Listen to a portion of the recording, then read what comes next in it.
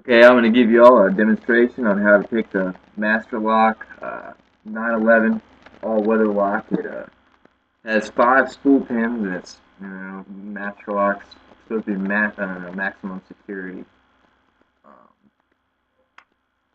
Let me get started.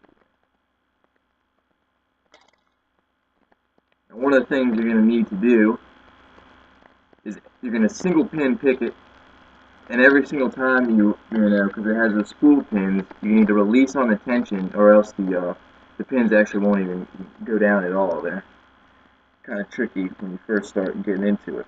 When you release the tension, put it back, release again, and so on.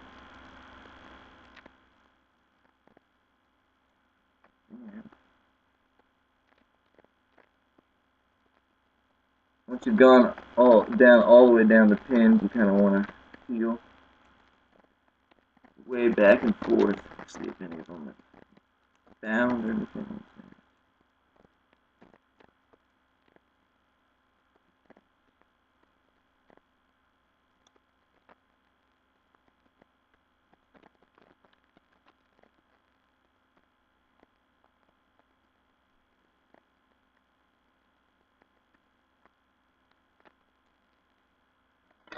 There we go.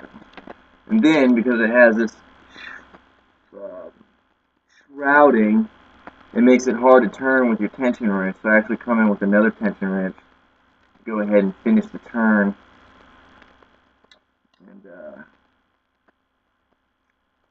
there it is.